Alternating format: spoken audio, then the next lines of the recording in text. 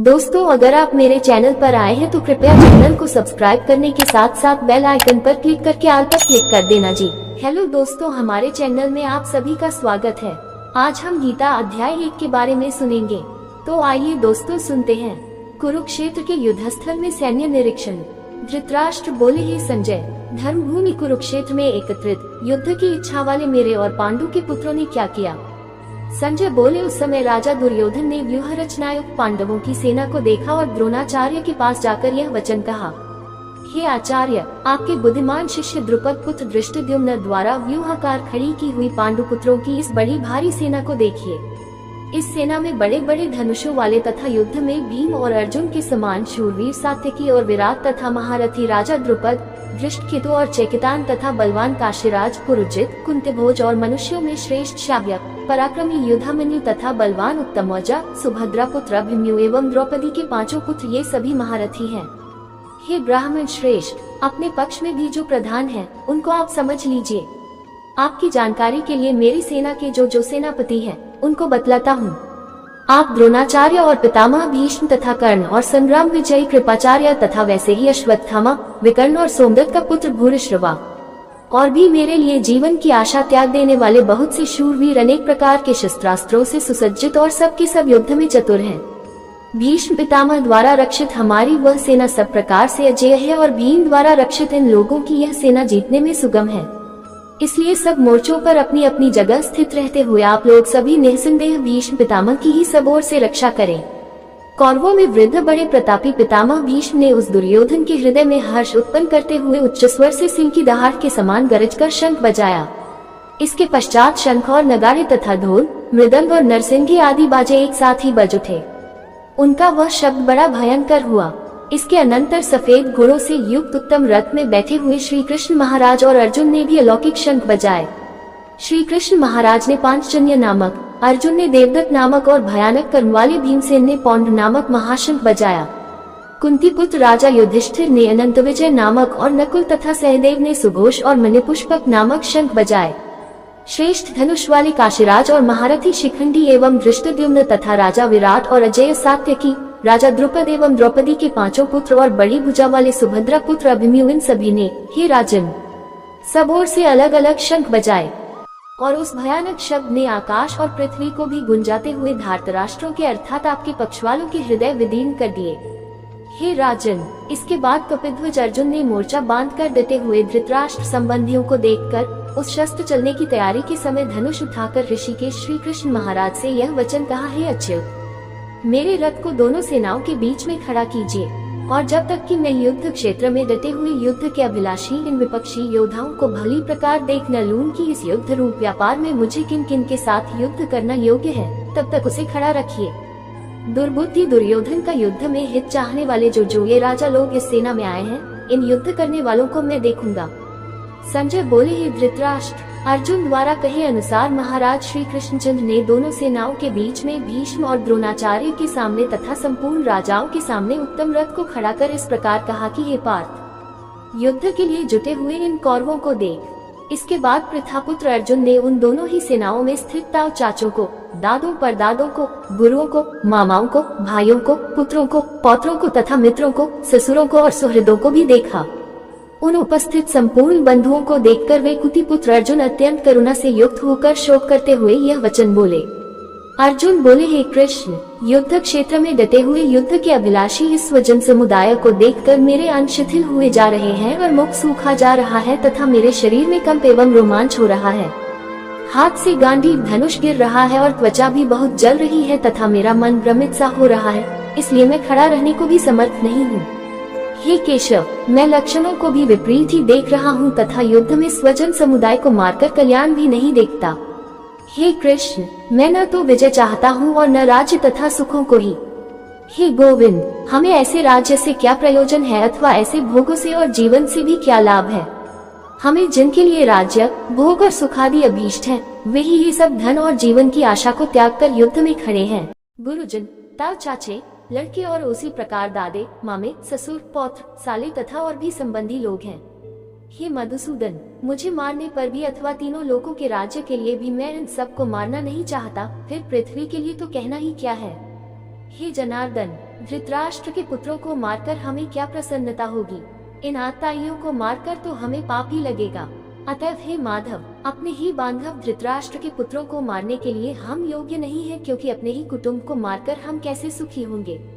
यद्यपि लोभ से भ्रष्टचित हुए ये लोग कुल के नाश से उत्पन्न दोष को और मित्रों से विरोध करने में पाप को नहीं देखते, तो भी हे जनार्दन, कुल के नाश से उत्पन्न दोष को जानने वाले हम लोगों को इस पाप से हटने के लिए क्यों नहीं विचार करना चाहिए? कुल के नाश से सनातन कुल धर्म नष्ट हो जाते हैं तथा धर्म का नाश हो जाने पर संपूर्ण कुल में पाप भी बहुत फैल जाता है। हे कृष्ण, पाप के अधिक बढ़ जाने से कुल की स्त्रियां अत्यंत दूषित हो जाती हैं और हे वार्ष्ण्य, स्त्रियों के दूषित हो जाने पर वर्ण संकर उत्पन्न होता है। वर्ण संकर कुलघातियों को और कुल को नरक में ले जाने के लिए ही होता है। लुप्त हुई पिंड और जल की क्रिया वाले अर्थात श्राद्ध और तर्पण से वंचित इनके पितर लोग भी अधोगति को प्राप्त होते हैं। इन वर्ण संकर कारक दोषों से कुलघातियों के सनातन कुल धर्म और जाति धर्म नष्ट हो जाते हैं। हे जनार्दन, जिनका कुल धर्म नष्ट हो गया है, ऐसे मनुष्यों का अनिश्चित काल तक नरक में वास होता है, ऐसा हम सुनते आए हैं। हाँ शोक, हम लोग बुद्धिमान होकर भी महान पाप करने को तैयार हो गए हैं, जो राज्य और सुख के लोभ से स्वजनों को मारने के लिए उद्यत हो गए हैं। यदि मुझ शस्त्ररहित एवं सामना न करने वाले को शस्त्र हाथ में लिए हुए धृतराष्ट्र के पुत्र रण में मार डाले तो वह मारना भी मेरे लिए अधिक कल्याणकारक होगा। संजय बोले, रणभूमि में शोक से उद्विग्न मन वाले अर्जुन इस प्रकार कहकर बाण सहित धनुष को त्याग कर रथ के पिछले भाग में बैठ गए। आइए दोस्तों, अब सुनते हैं श्रीमद् भगवद गीता अध्याय 2। संजय बोले, उस प्रकार करुणा से व्याप्त और आंसुओं से पूर्ण तथा व्याकुल नेत्रों वाले शोकयुक्त उस अर्जुन के प्रति भगवान मधुसूदन ने यह वचन कहा। श्री भगवान बोले, हे अर्जुन, तुझे इस समय में यह मोह किस हेतु से प्राप्त हुआ? क्योंकि न तो ये श्रेष्ठ पुरुषों द्वारा आचरित है, न स्वर्ग को देने वाला है और न कीर्ति को करने वाला ही है। इसलिए हे अर्जुन, नपुंसकता को मत प्राप्त हो, तुझमें यह उचित नहीं जान पड़ती। हे परंतप, हृदय की तुच्छ दुर्बलता को त्याग कर युद्ध के लिए खड़ा हो जा। अर्जुन बोले, हे मधुसूदन, मैं रणभूमि में किस प्रकार बाणों से भीष्म पितामह और द्रोणाचार्य के विरुद्ध लड़ूंगा? क्योंकि हे अरिसूदन, वे दोनों ही पूजनीय हैं। इसलिए इन महानुभाव गुरुजनों को न मारकर मैं इस लोक में भिक्षा का अन्न भी खाना कल्याणकारक समझता हूँ, क्योंकि गुरुजनों को मारकर भी इस लोक में रुधिर से सने हुए अर्थ और कामरूप भोगों को ही तो भोगूंगा। हम ये भी नहीं जानते कि हमारे लिए युद्ध करना और न करना इन दोनों में से कौन सा श्रेष्ठ है, अथवा ये भी नहीं जानते कि उन्हें हम जीतेंगे या हमको वे जीतेंगे। और जिनको मारकर हम जीना भी नहीं चाहते, वे ही हमारे आत्मीय धृतराष्ट्र के पुत्र हमारे मुकाबले में खड़े हैं। इसलिए कायरता रूप दोष से उपहत हुए स्वभाव वाला तथा धर्म के विषय में मोहित चित हुआ मैं आपसे पूछता हूँ कि जो साधन निश्चित कल्याणकारक हो वह मेरे लिए कहिए, क्योंकि मैं आपका शिष्य हूँ। इसलिए आपके शरण हुए मुझको शिक्षा दीजिए। क्योंकि भूमि में निष्कंटक धन धान्य संपन्न राज्य को और देवताओं के स्वामित्व को प्राप्त होकर भी मैं उस उपाय को नहीं देखता हूँ जो मेरी इंद्रियों के सुखाने वाले शोक को दूर कर सके। संजय बोले, हे राजन, निद्रा को जीतने वाले अर्जुन अंतर्यामी श्री कृष्ण महाराज के प्रति इस प्रकार कहकर फिर श्री गोविंद भगवान से युद्ध नहीं करूंगा ये स्पष्ट कहकर चुप हो गए। हे भरतवंशी धृतराष्ट्र, अंतर्यामी श्री कृष्ण महाराज दोनों सेनाओं के बीच में शोक करते हुए उस अर्जुन को हंसते हुए से यह वचन बोले। श्री भगवान बोले, हे अर्जुन, तू न शोक करने योग्य मनुष्यों के लिए शोक करता है और पंडितों के से वचनों को कहता है, परंतु जिनके प्राण चले गए हैं उनके लिए और जिनके प्राण नहीं गए हैं उनके लिए भी पंडित जन शोक नहीं करते। न तो ऐसा ही है कि मैं किसी काल में नहीं था, तू नहीं था, अथवा ये राजा लोग नहीं थे, और न ऐसा ही है कि इससे आगे हम सब नहीं रहेंगे। जैसे जीवात्मा की इस देह में बालकपन, जवानी और वृद्धावस्था होती है, वैसे ही अन्य शरीर की प्राप्ति होती है, उस विषय में धीर पुरुष मोहित नहीं होता। हे कुतिपुत्र, सर्दी गर्मी और सुख दुख को देने वाले इंद्रियों और विषयों के संयोग तो उत्पत्ति विनाशशील और अनित्य हैं। इसलिए हे भारत, उनको तू सहन कर, क्योंकि हे पुरुष श्रेष्ठ, दुख सुख को समान समझने वाले जिस धीर पुरुष को ये इंद्रियों और विषयों के संयोग व्याकुल नहीं करते वह मोक्ष के योग्य होता है। असत वस्तु की तो सत्ता नहीं है और सत का अभाव नहीं है।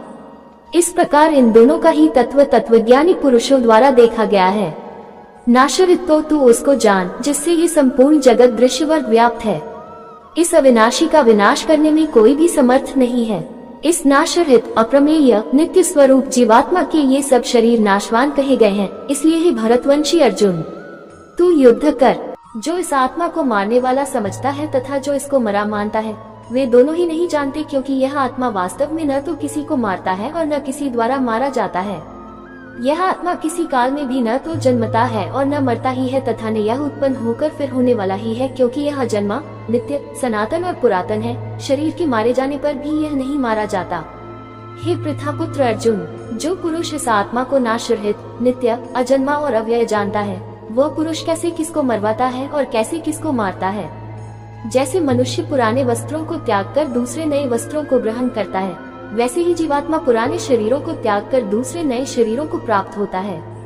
इस आत्मा को शस्त्र नहीं काट सकते, इसको आग नहीं जला सकती, इसको जल नहीं गला सकता और वायु नहीं सुखा सकता, क्योंकि यह आत्मा अच्छेद्य है। यह आत्मा अदाह्य, अक्लेद्य और निसंदेह अशोष्य है, तथा यह आत्मा नित्य, सर्वव्यापी, अचल, स्थिर रहने वाला और सनातन है।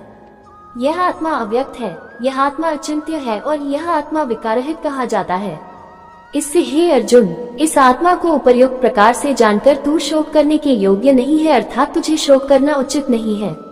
किंतु यदि तू इस आत्मा को सदा जन्मने वाला तथा सदा मरने वाला मानता हो, तो भी हे महाबाहो, तू इस प्रकार शोक करने योग्य नहीं है, क्योंकि इस मान्यता के अनुसार जन्मे हुए की मृत्यु निश्चित है और मरे हुए का जन्म निश्चित है। इससे भी इस बिना उपाय वाले विषय में तू शोक करने योग्य नहीं है। हे अर्जुन, संपूर्ण प्राणी जन्म से पहले अप्रकट थे और मरने के बाद भी अप्रकट हो जाने वाले हैं, केवल बीच में ही प्रकट है। फिर ऐसी स्थिति में क्या शोक करना है। कोई एक महापुरुष ही इस आत्मा को आश्चर्य की भांति देखता है और वैसे ही दूसरा कोई महापुरुष ही इसके तत्व का आश्चर्य की भांति वर्णन करता है, तथा दूसरा कोई अधिकारी पुरुष ही इसे आश्चर्य की भांति सुनता है और कोई तो सुनकर भी इसको नहीं जानता। हे अर्जुन, यह आत्मा सबके शरीर में सदा ही अवध्यक्त, जिसका वध नहीं किया जा सके है।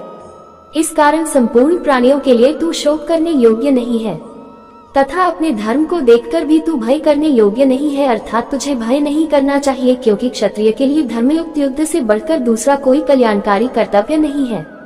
हे पार्थ, अपने आप प्राप्त हुए और खुले हुए स्वर्ग के द्वार रूप इस प्रकार के युद्ध को भाग्यवान क्षत्रिय लोग ही पाते हैं। किंतु यदि तू इस धर्मयुक्त युद्ध को नहीं करेगा तो स्वधर्म और कीर्ति को खोकर पाप को प्राप्त होगा, तथा सब लोग तेरी बहुत काल तक रहने वाली अपकीर्ति का भी कथन करेंगे, और माननीय पुरुष के लिए अपकीर्ति मरण से भी बढ़कर है। और जिनकी दृष्टि में तू पहले बहुत सम्मानित होकर अब लघुता को प्राप्त होगा, वे महारथी लोग तुझे भय के कारण युद्ध से हटा हुआ मानेंगे। तेरे वैरी लोग तेरे सामर्थ्य की निंदा करते हुए तुझे बहुत से न कहने योग्य वचन भी कहेंगे। उससे अधिक दुख और क्या होगा। या तो तू युद्ध में मारा जाकर स्वर्ग को प्राप्त होगा, अथवा संग्राम में जीतकर पृथ्वी का राज्य भोगेगा। इस कारण हे अर्जुन, तू युद्ध के लिए निश्चय करके खड़ा हो जा। जय पराजय, लाभ हानि और सुख दुख को समान समझकर उसके बाद युद्ध के लिए तैयार हो जा। इस प्रकार युद्ध करने से तू पाप को नहीं प्राप्त होगा। हे पार्थ, ये बुद्धि तेरे लिए ज्ञान योग के विषय में कही गई, और अब तू इसको कर्मयोग के अध्याय 3 श्लोक 3 की टिप्पणी में इसका विस्तार देखें। विषय में सुन, जिस बुद्धि से युक्त हुआ तू कर्मों के बंधन को भली भांति त्याग देगा, अर्थात सर्वथा नष्ट कर डालेगा।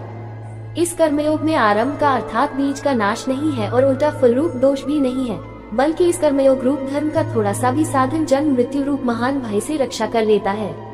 हे अर्जुन, इस कर्मयोग में निश्चयात्मिका बुद्धि एक ही होती है, किंतु अस्थिर विचार वाले विवेकहीन सकौ मनुष्यों की बुद्धियां निश्चय ही बहुत भेदों वाली और अनंत होती हैं। हे अर्जुन, जो भोगों में तन्मय हो रहे हैं, जो कर्मफल के प्रशंसक वेद वाक्यों में ही प्रीति रखते हैं, जिनकी बुद्धि में स्वर्ग ही परम प्राप्य वस्तु है और जो स्वर्ग से बढ़कर दूसरी कोई वस्तु भी नहीं है, ऐसा कहने वाले हैं, वे अविवेकी जन इस प्रकार की जिस पुष्पित अर्थात दिखाओ शोभा युक्त वाणी को कहा करते हैं, जो कि जन्म रूप कर्म फल देने वाली एवं भोग तथा ऐश्वर्य की प्राप्ति के लिए नाना प्रकार की बहुत सी क्रियाओं का वर्णन करने वाली है। उस वाणी द्वारा जिनका चित्त हर लिया गया है, जो भोग और ऐश्वर्य में अत्यंत आसक्त हैं, उन पुरुषों की परमात्मा में निश्चयात्मिका बुद्धि नहीं होती।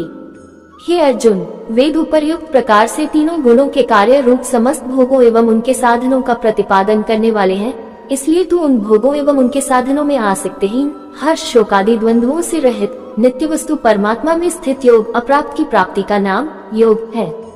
क्षेम प्राप्त वस्तु की रक्षा का नाम क्षेम है।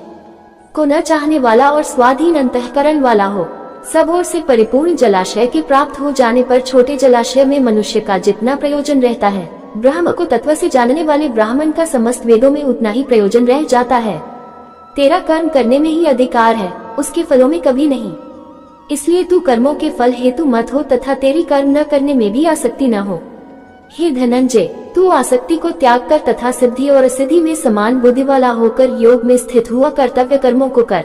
समत्व जो कुछ भी कर्म किया जाए उसके पूर्ण होने और न होने में तथा उसके फल में संभाव रहने का नाम समत्व है, ही योग कहलाता है। इस समत्व रूप बुद्धि योग से सकौम कर्म अत्यंत ही निम्न श्रेणी का है।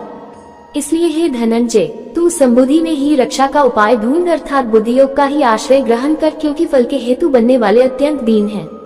संबुद्धि युक्त पुरुष पुण्य और पाप दोनों को इसी लोक में त्याग देता है अर्थात उनसे मुक्त हो जाता है।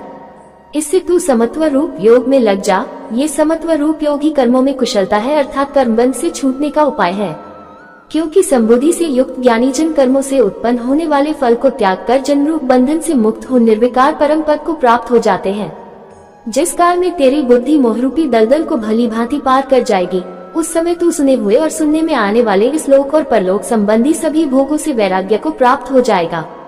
भांति भांति के वचनों को सुनने से विचलित हुई तेरी बुद्धि जब परमात्मा में अचल और स्थिर ठहर जाएगी, तब तू योग को प्राप्त हो जाएगा अर्थात तेरा परमात्मा से नित्य संयोग हो जाएगा। अर्जुन बोले, हे केशव, समाधि में स्थित परमात्मा को प्राप्त हुए स्थिर बुद्धि पुरुष का क्या लक्षण है? वह स्थिर बुद्धि पुरुष कैसे बोलता है, कैसे बैठता है और कैसे चलता है?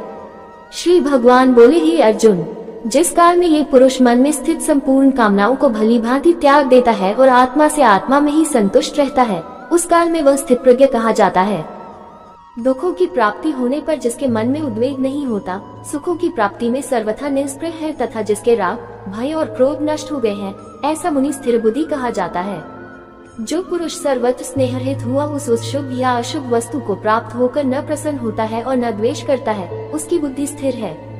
और कछुआ सब ओर से अपने अंगों को जैसे समेट लेता है, वैसे ही जब ये पुरुष इंद्रियों के विषयों से इंद्रियों को सब प्रकार से हटा लेता है, तब उसकी बुद्धि स्थिर है, ऐसा समझना चाहिए। इंद्रियों द्वारा विषयों को ग्रहण न करने वाले पुरुष के भी केवल विषय तो निवृत्त हो जाते हैं, परंतु उनमें रहने वाली आसक्ति निवृत्त नहीं होती। इस स्थित प्रज्ञ पुरुष की तो आसक्ति भी परमात्मा का साक्षात्कार करके निवृत्त हो जाती है। हे अर्जुन, आसक्ति का नाश न होने के कारण ये प्रमथन स्वभाव वाली इंद्रियां यत्न करते हुए बुद्धिमान पुरुष के मन को भी बलात् हर लेती हैं।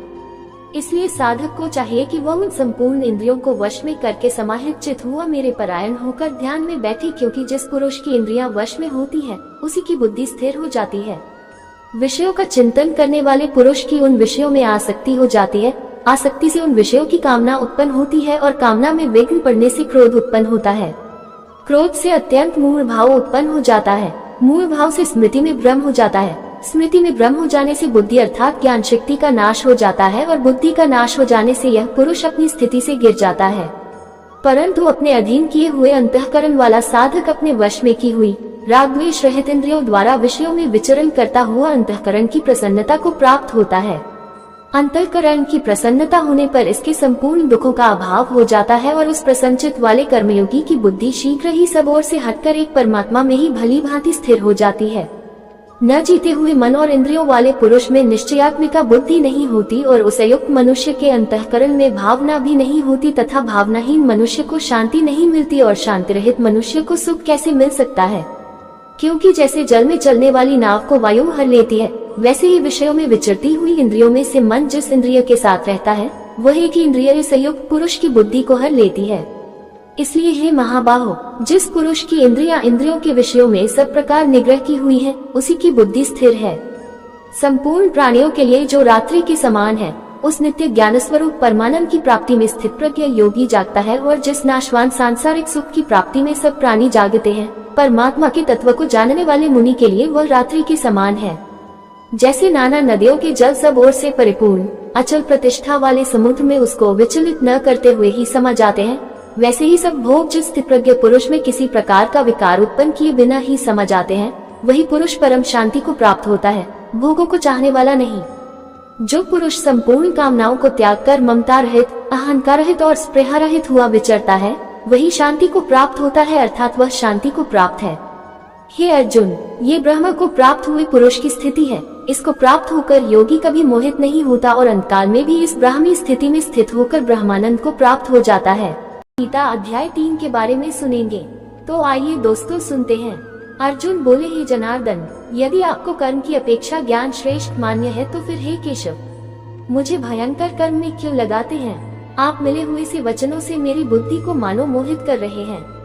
इसलिए उस एक बात को निश्चित करके कहिए जिससे मैं कल्याण को प्राप्त हो जाऊं।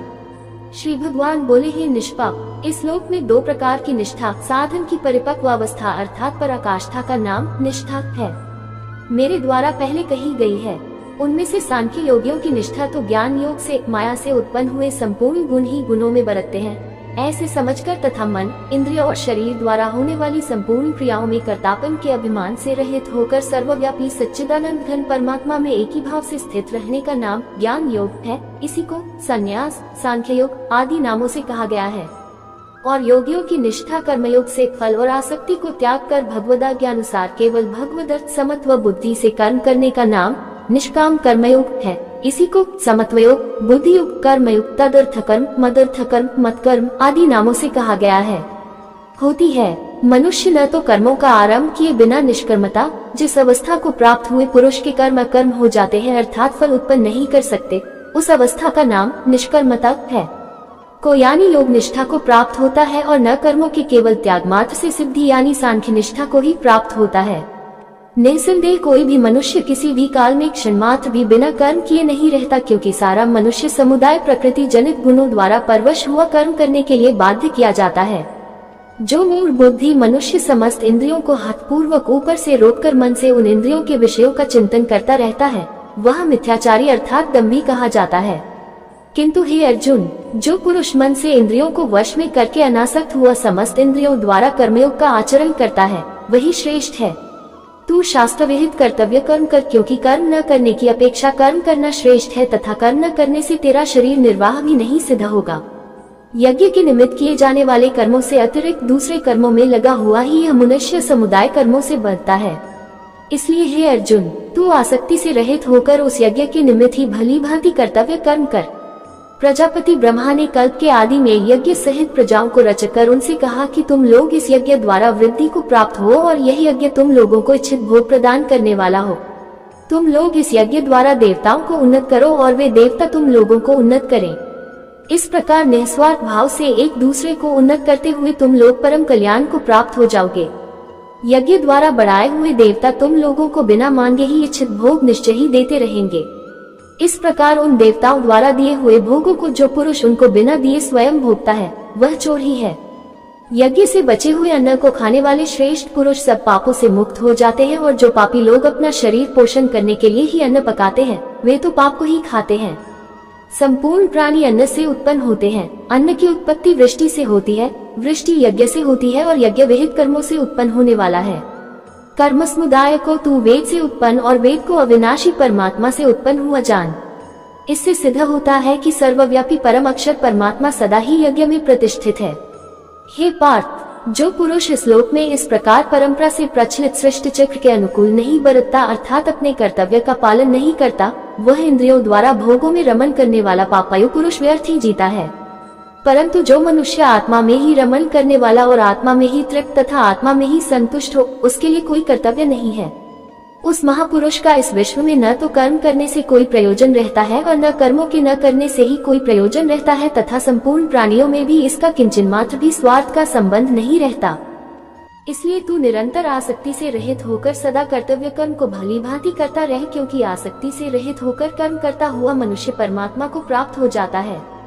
जनकादि ज्ञानी जन भी आसक्ति रहित कर्म द्वारा ही परम सिद्धि को प्राप्त हुए थे। इसलिए तथा लोक संग्रह को देखते हुए भी तू कर्म करने के ही योग्य है, अर्थात तुझे कर्म करना ही उचित है। श्रेष्ठ पुरुष जो आचरण करता है, अन्य पुरुष भी वैसा वैसा ही आचरण करते हैं। वह जो कुछ प्रमाण कर देता है, समस्त मनुष्य समुदाय उसी के अनुसार बरतने लग जाता है। यहाँ क्रिया में एक वचन है, परंतु लोक शब्द समुदायवाचक होने से भाषा में बहुवचन की क्रिया लिखी गई है। हे अर्जुन, मुझे इन तीनों लोकों में न तो कुछ कर्तव्य है और न कोई भी प्राप्त करने योग्य वस्तु अप्राप्त है, तो भी मैं कर्म में ही बरतता हूँ। क्योंकि हे पार्थ, यदि कदाचित मैं सावधान होकर कर्मों में न बरतूं तो बड़ी हानि हो जाए, क्योंकि मनुष्य सब प्रकार से मेरे ही मार्ग का अनुसरण करते हैं। इसलिए यदि मैं कर्म न करूं तो ये सब मनुष्य नष्ट भ्रष्ट हो जाएं और मैं संकर्ता का करने वाला हूँ तथा इस समस्त प्रजा को नष्ट करने वाला बनूं। हे भारत, कर्म में आसक्त हुए अज्ञानी जन जिस प्रकार कर्म करते हैं, आसक्ति रहित विद्वान भी लोक संग्रह करना चाहता हुआ उसी प्रकार कर्म करे। परमात्मा के स्वरूप में अटल स्थित हुए ज्ञानी पुरुष को चाहिए कि वह शास्त्र विहित कर्मों में आसक्ति वाले अज्ञानियों की बुद्धि में भ्रम अर्थात कर्मों में अश्रद्धा उत्पन्न न करे, किंतु स्वयं शास्त्र विहित समस्त कर्म भली भांति करता हुआ उनसे भी वैसे ही करवाए। वास्तव में संपूर्ण कर्म सब प्रकार से प्रकृति के गुणों द्वारा किए जाते हैं, तो भी जिसका अंतःकरण अहंकार से मोहित हो रहा है, ऐसा अज्ञानी मैं करता हूँ ऐसा मानता है। परंतु हे महाबाहो, गुण विभाग और कर्म विभाग त्रिगुणात्मक माया के कार्य रूप 5 महाभूत और मन, बुद्धि, अहंकार तथा 5 ज्ञानेंद्रियां, 5 कर्मेंद्रियां और शब्दादि 5 विषय, इन सबके समुदाय का नाम गुण विभाग है और इनकी परस्पर की चेष्टाओं का नाम कर्म विभाग है।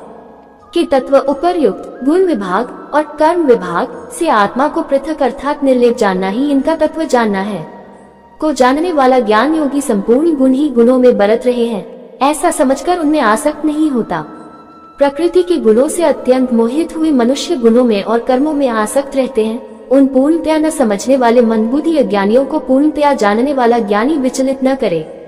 मुझ अंतर्यामी परमात्मा में लगे हुए चित्त द्वारा संपूर्ण कर्मों को मुझ में अर्पण करके आशा रहित, ममता रहित और संताप रहित होकर युद्ध कर। जो कोई मनुष्य दोष दृष्टि से रहित और श्रद्धायुक्त होकर मेरे इस मत का सदा अनुसरण करते हैं, वे भी संपूर्ण कर्मों से छूट जाते हैं। परंतु जो मनुष्य मुझ में दोषारोपण करते हुए मेरे इस मत के अनुसार नहीं चलते हैं, उन मूर्खों को तू संपूर्ण ज्ञानों में मोहित और नष्ट हुए ही समझ। सभी प्राणी प्रकृति को प्राप्त होते हैं अर्थात अपने स्वभाव के परवश हुए कर्म करते हैं। ज्ञानवान भी अपनी प्रकृति के अनुसार चेष्टा करता है, फिर इसमें किसी का हट क्या करेगा। इंद्रिय इंद्रिय के अर्थ में अर्थात प्रत्येक इंद्रिय के विषय में राग और द्वेष छिपे हुए स्थित हैं। मनुष्य को उन दोनों के वश में नहीं होना चाहिए, क्योंकि वे दोनों ही इसके कल्याण मार्ग में विघ्न करने वाले महान शत्रु हैं। अच्छी प्रकार आचरण में लाए हुए दूसरे के धर्म से गुण रहित भी अपना धर्म अति उत्तम है। अपने धर्म में तो मरना भी कल्याणकारक है और दूसरे का धर्म भय को देने वाला है। अर्जुन बोले, हे कृष्ण, तो फिर यह मनुष्य स्वयं न चाहता हुआ भी बलात् लगाए हुए की भांति किससे प्रेरित होकर पाप का आचरण करता है। श्री भगवान बोले, रजोगुण से उत्पन्न हुआ ये काम ही क्रोध है। ये बहुत खाने वाला अर्थात भोगों से कभी न उठाने वाला और बड़ा पापी है। इसको ही तू इस विषय में वैरी जान। जिस प्रकार धुएं से अग्नि और मैल से दर्पण ढका जाता है तथा जिस प्रकार जैर से गर्भ ढका रहता है, वैसे ही उस काम द्वारा ये ज्ञान ढका रहता है। और हे अर्जुन, इस अग्नि के समान कभी न पूर्ण होने वाले काम रूप ज्ञानियों के नित्य वैरी द्वारा मनुष्य का ज्ञान ढका हुआ है। इंद्रियां, मन और बुद्धि ये सब इसके वासस्थान कहे जाते हैं। ये काम इन मन, बुद्धि और इंद्रियों द्वारा ही ज्ञान को आच्छादित करके जीवात्मा को मोहित करता है। इसलिए हे अर्जुन, तू पहले इंद्रियों को वश में करके इस ज्ञान और विज्ञान का नाश करने वाले महान पापी काम को अवश्य ही बलपूर्वक मार डाल। इंद्रियों को स्थूल शरीर से पर यानी श्रेष्ठ, बलवान और सूक्ष्म कहते हैं। इन इंद्रियों से पर मन है, मन से भी पर बुद्धि है और जो बुद्धि से भी अत्यंत पर है वह आत्मा है। इस प्रकार बुद्धि से पर अर्थात सूक्ष्म, बलवान और अत्यंत श्रेष्ठ आत्मा को जानकर और बुद्धि द्वारा मन को वश में करके ही महाबाहो, तू इस कामरूप दुर्जय शत्रु को मार डाल। उम्मीद करते हैं दोस्तों, आपको ये गीता ज्ञान अध्याय 3 सुनने में अच्छा लगा होगा। आज हम गीता अध्याय 4 के बारे में सुनेंगे, तो आइए दोस्तों सुनते हैं। श्री कृष्ण भगवान बोले, मैंने इस अविनाशी योग को सूर्य से कहा था, सूर्य ने अपने पुत्र वैवस्वत मनु से कहा और मनु ने अपने पुत्र राजा इक्ष्वाकु से कहा। हे परंतप अर्जुन, इस प्रकार परंपरा से प्राप्त इस योग को राजर्षियों ने जाना, किंतु उसके बाद वह योग बहुत काल से इस पृथ्वी लोक में लुप्तप्राय हो गया। तू मेरा भक्त और प्रिय सखा है, इसलिए वही यह पुरातन योग आज मैंने तुझको कहा है, क्योंकि यह बड़ा ही उत्तम रहस्य है, अर्थात गुप्त रखने योग्य विषय है। अर्जुन बोले, आपका जन्म तो अर्वाचीन अभी हाल का है और सूर्य का जन्म बहुत पुराना है, अर्थात कल्प के आदि में हो चुका था। तब मैं इस बात को कैसे समझ की आप ही ने कल्प के आदि में सूर्य से यह योग कहा था। श्री भगवान बोले, हे परंतप अर्जुन, मेरे और तेरे बहुत से जन्म हो चुके हैं, उन सबको तू नहीं जानता, किंतु मैं जानता हूँ। मैं अजन्मा और अविनाशी स्वरूप होते हुए भी तथा समस्त प्राणियों का ईश्वर होते हुए भी अपनी प्रकृति को अधीन करके अपनी योग माया से प्रकट होता हूँ। हे भारत, जब जब धर्म की हानि और अधर्म की वृद्धि होती है, तब तभी मैं अपने रूप को रचता हूँ, अर्थात साकार रूप से लोगों के सम्मुख प्रकट होता हूँ। साधु पुरुषों का उद्धार करने के लिए, पाप कर्म करने वालों का विनाश करने के लिए और धर्म की अच्छी तरह से स्थापना करने के लिए मैं युग युग में प्रकट हुआ करता हूँ। हे अर्जुन, मेरे जन्म और कर्म दिव्य अर्थात निर्मल और अलौकिक है। इस प्रकार जो मनुष्य तत्व से सर्वशक्तिमान सच्चिदानंदन परमात्मा अज अविनाशी और सर्वभूतों की परम गति तथा परम आश्रय हैं, वे केवल धर्म को स्थापन करने और संसार का उद्धार करने के लिए ही अपनी योगमाया से सगुण रूप होकर प्रकट होते हैं। इसलिए परमेश्वर के समान सुहृद प्रेमी और पतित पावन दूसरा कोई नहीं है।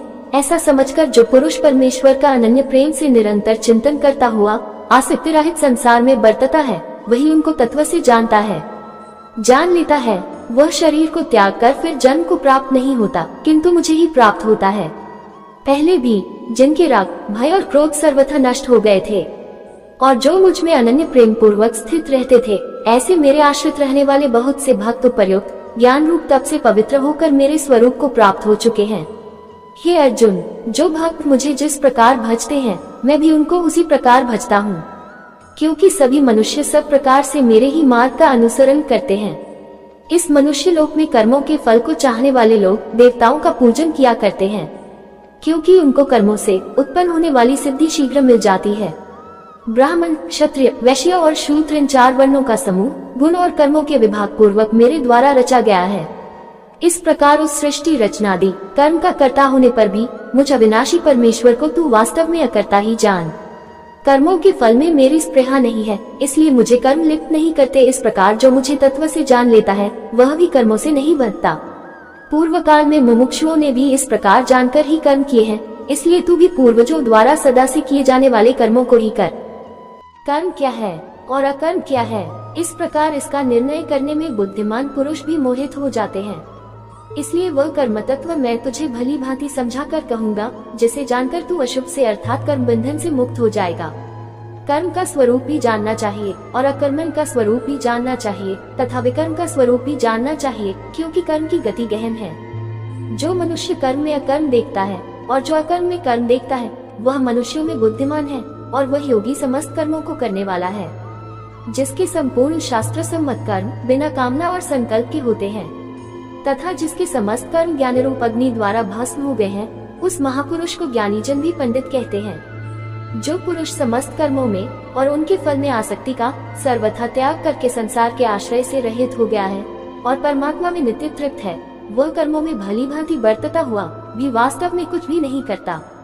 जिसका अंतःकरण और इंद्रियों सहित शरीर जीता हुआ है और जिसने समस्त भोगों की सामग्री का परित्याग कर दिया है, ऐसा आशारहित पुरुष केवल शरीर संबंधी कर्म करता हुआ भी पापों को नहीं प्राप्त होता। जो बिना इच्छा के अपने आप प्राप्त हुए पदार्थ में सदा संतुष्ट रहता है, जिसमें ईर्ष्या का सर्वथा अभाव हो गया हो, जो हर्ष शोक आदि द्वंद्वों से सर्वथा अतीत हो गया है, ऐसा सिद्धि और असिद्धि में सम रहने वाला कर्मयोगी कर्म करता हुआ भी उनसे नहीं बंधता। जिसकी आसक्ति सर्वथा नष्ट हो गई है, जो देहाभिमान और ममता से रहित हो गया है, जिसका चित्त निरंतर परमात्मा के ज्ञान में स्थित रहता है, ऐसा केवल यज्ञ संपादन के लिए कर्म करने वाले मनुष्य के संपूर्ण कर्म भली भांति विलीन हो जाते हैं। जिस यज्ञ में अर्पण अर्थात सुबह आदि भी ब्रह्म है और हवन किए जाने योग्य द्रव्य भी ब्रह्म है तथा ब्रह्मरूप कर्ता द्वारा ब्रह्मरूप अग्नि में आहुति देना रूप क्रिया भी ब्रह्म है, उस ब्रह्म कर्म में स्थित रहने वाले योगी द्वारा प्राप्त किए जाने योग्य फल भी ब्रह्म ही है। दूसरे योगी जन देवताओं के पूजन रूप यज्ञ का ही भली भांति अनुष्ठान किया करते हैं और अन्य योगी जन परब्रह्म परमात्मा रूप अग्नि में अभेद दर्शन रूप यज्ञ द्वारा ही आत्म रूप यज्ञ का हवन किया करते हैं। परब्रह्म परमात्मा में ज्ञान द्वारा एक ही भाव से स्थित होना ही ब्रह्म रूप अग्नि में यज्ञ द्वारा यज्ञ को हवन करना है। अन्य योगी जन श्रोत्र आदि समस्त इंद्रियों को संयम रूप अग्नियों में हवन किया करते हैं और दूसरे योगी लोग शब्द आदि समस्त विषयों को इंद्रिय रूप अग्नियों में हवन किया करते हैं। दूसरे योगी जन इंद्रियों की संपूर्ण क्रियाओं और प्राणों की समस्त क्रियाओं को ज्ञान से प्रकाशित आत्म संयम योग रूप अग्नि में हवन किया करते हैं। सच्चिदानंद घन परमात्मा के सिवाय अन्य किसी का भी न चिंतन करना ही उन सबका हवन करना है। कई पुरुष द्रव्य संबंधी यज्ञ करने वाले हैं, कितने ही तपस्या रूप यज्ञ करने वाले हैं तथा दूसरे कितने ही योग रूप यज्ञ करने वाले हैं, कितने ही अहिंसादि तीक्ष्ण व्रतों से युक्त यत्नशील पुरुष स्वाध्याय रूप ज्ञान यज्ञ करने वाले हैं। दूसरे कितने ही योगी जन अपान वायु में प्राण वायु को हवन करते हैं, वैसे ही अन्य योगी जन प्राण वायु में अपान वायु को हवन करते हैं। तथा अन्य कितने ही नियमित आहार गीता अध्याय 6 श्लोक 17 में देखना चाहिए। करने वाले प्राणायाम परायण पुरुष प्राण और अपान की गति को रोककर प्राणों को प्राणों में ही हवन किया करते हैं। ये सभी साधक यज्ञों द्वारा पापों का नाश कर देने वाले और यज्ञों को जानने वाले हैं। हे कुरुश्रेष्ठ अर्जुन, यज्ञ से बचे हुए अमृत का अनुभव करने वाले योगी जन सनातन परब्रह्म परमात्मा को प्राप्त होते हैं, और यज्ञ न करने वाले पुरुष के लिए तो यह मनुष्यलोक भी सुखदायक नहीं है, फिर परलोक कैसे सुखदायक हो सकता है। इसी प्रकार और भी बहुत तरह के यज्ञ वेद की वाणी में विस्तार से कहे गए हैं। उन सबको तू मन, इंद्रियों और शरीर की क्रिया द्वारा संपन्न होने वाले जान। इस प्रकार तत्व से जानकर उनके अनुष्ठान द्वारा तू कर्म बंधन से सर्वथा मुक्त हो जाएगा। हे परंतप अर्जुन, द्रव्यमय यज्ञ की अपेक्षा ज्ञान यज्ञ अत्यंत श्रेष्ठ है, तथा यावन मात्र संपूर्ण कर्म ज्ञान में समाप्त हो जाते हैं। उस ज्ञान को तू तत्वदर्शी ज्ञानियों के पास जाकर समझ, उनको भली भांति दंडवत प्रणाम करने से, उनकी सेवा करने से और कपट छोड़कर सरलता पूर्वक प्रश्न करने से वे परमात्म तत्व को भली भांति जानने वाले ज्ञानी महात्मा तुझे उस तत्व ज्ञान का उपदेश करेंगे, जिसको जानकर फिर तू इस प्रकार मोह को नहीं प्राप्त होगा।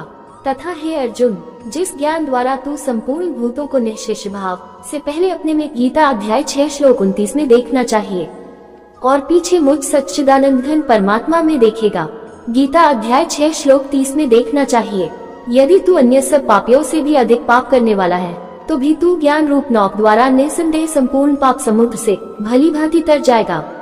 क्योंकि हे अर्जुन, जैसे प्रज्वलित अग्नि ईंधनों को भस्म में कर देता है, वैसे ही ज्ञान रूप अग्नि संपूर्ण कर्मों को भस्म में कर देता है।